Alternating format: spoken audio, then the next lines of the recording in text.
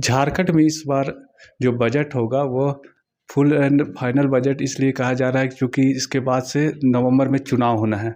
जो भी आएगा अब अनुपूरक बजट आएगा और इससे पहले फुल बजट आएगा। और साथ ही साथ कांग्रेस के कुछ विधायक दिल्ली गए थे। हमारे साथ है कांग्रेस के विधायक राजेश कच्छप जी। सर जी, सबसे पहले दिल्ली की बात करें तो आप लोग दिल्ली से कल लौटे, क्या तैयारी है आप लोगों की, क्या कुछ वहाँ आश्वासन मिला? देखिए, ये घर की लड़ाई थी, अंदरूनी लड़ाई थी। कांग्रेस का जो परिवार है, हमने अपने अभिभावक को असहमति के बारे में बताने के लिए हम लोग गए थे। हम लोगों ने बताया, कारण था परिवार में सारे लोग इक्वल होते हैं।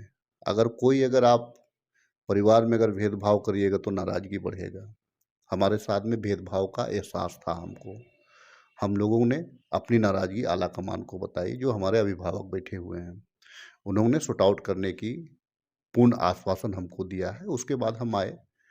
रही बात सरकार की, तो सरकार हम लोगों ने बनाया है, मिल करके बनाया है। चंपाई दा को हम लोगों ने बनाया है। हम लोगों ने हैदराबाद तक का यात्रा किया और आने वाले दिनों में पूरा कार्यकाल चंपाई दा बहुत सुलझे हुए व्यक्ति हैं, बहुत आंदोलनकारी हैं, मिट्टी का दर्द को समझते हैं।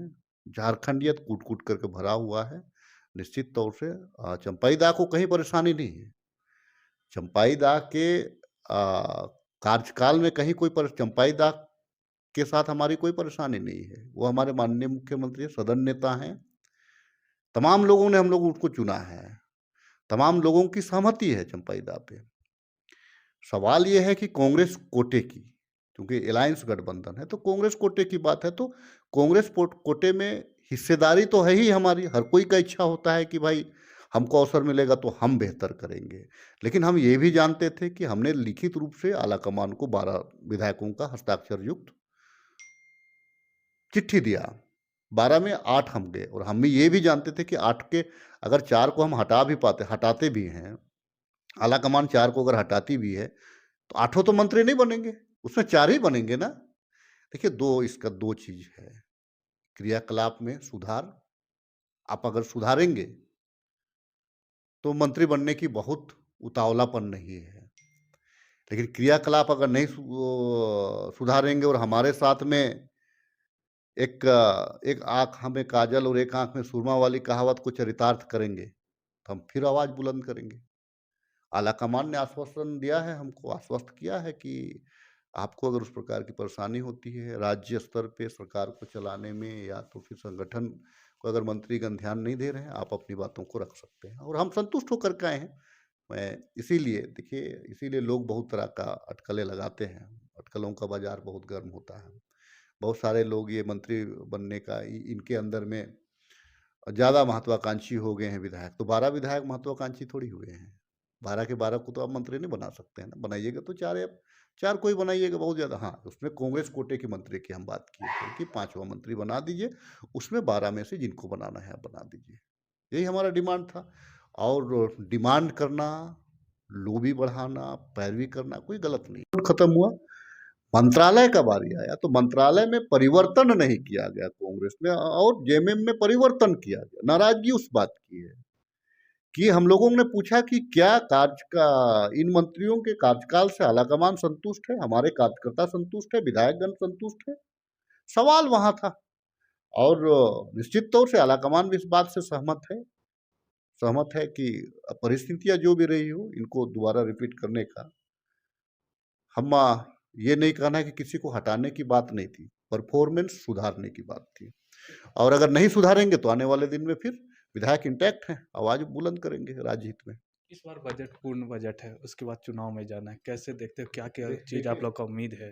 देखिए, बजट का समय बहुत छोटा है, चूंकि इधर में आचार संहिता वगैरह वगैरह का लगने का बात है। बजट सत्र है। हमारी बजट में इस बार यूनिवर्सल पेंशन का मामला है।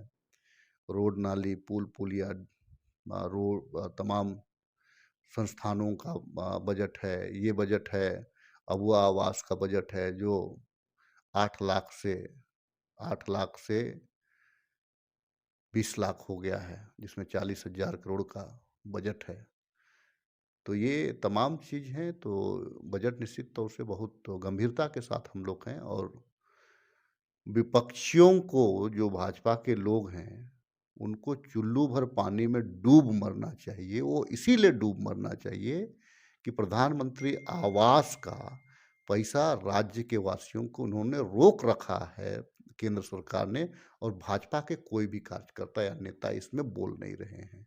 हमारा बजट चंपाईदा का सोरेन में 1 नंबर में रहेगा, और बजट बजट ऐसा बजट है कि ये तमाम तबकों को, गरीब से लेकर के व्यापारी से लेकर के नौकरी पेशा से लेकर के तमाम लोगों को साधते हुए उनके हिसाब से बजट तैयार किया गया। एक आखिरी सवाल, आपके क्षेत्र में एचईसी है और एचईसी कर्मी आज बीजेपी कार्यालय का घेराव कर रहे, तो उसको लेकर आप लोग क्या देखते हैं, कैसे इसको सुधारा जा सकता है? मैं तो चाहूँगा कि एचएससी कर्मी जो है ना, भाजपा के नेता को अपना वो जो एचएससी का रास्ता है उसमें भी घुसने ना दें। इससे बड़ा शर्मनाक क्या बात हो सकती है कि चुनाव आया तो आप एक शगुफा फेंक दिए कि एचएससी को मुझे लगता है कि गेल या किन्हीं के साथ में आप कह रहे हैं। मैं कहता हूँ, इतने दिन तक आप सोए हुए थे या मरे पड़े हुए थे क्या? आप क्या कर रहे थे? कितने महीनों से 20-25 महीनों से इन लोगों का अब सैलरी नहीं मिल रहा है। इनका बाल-बच्चा का क्या क्या स्थिति होगा? आप आकलन कर सकते हैं। इनका जो घर स्कूल फीस, स्कूल बच्चों को कैसे पढ़ा पा रहे होंगे? दाल-रोटी का जुगाड़ कैसे कर रहे होंगे? नाते रिश्ते आ रहे हैं, इनके बूढ़े माँ-बाप का दवाई-ववाई का कैसे व्यवस्था कर रहे होंगे? एक इंसान नौकरी क्यों करता है? अपने परिवार की ज़रूरत को पूरा करने के लिए, और इनकी ज़रूरत तो पूरा नहीं हो रही। उसमें भी भाजपा राजनीति कर रही है, उसमें भी भाजपा, हमारे राहुल जी ने तो कहा, हमारी सरकार आएगी, हम बनाएँगे एचएससी को, एचएससी का पुनरुद्धार हम करेंगे। और निश्चित तौर से भाजपा के सांसदों को, 3-3 सांसद हैं, 4-4 सांसद हैं। आदित्य साहू हैं भाजपा के, दीपक प्रकाश हैं भाजपा के, संजय सेठ हैं भाजपा के, अर्जुन मुंडा तो मंत्री हैं हमारे भाजपा के, लोहरदगा सटा हुआ है हमारा सुदर्शन भगत हैं भाजपा के। तो ये तो भाजपा सांसद का है। फिर दिक्कत कहाँ पे है? राज्य के लिए इन लोग सिर्फ ये नमो मंत्र पे चुनाव लड़ते हैं। मोदी की गारंटी, कोई गारंटी नहीं है मोदी की। गारंटी शब्द ये एक शगुफा है, और सोशल मीडिया में लोगों को डाइवर्ट कराने का एक तरीका है।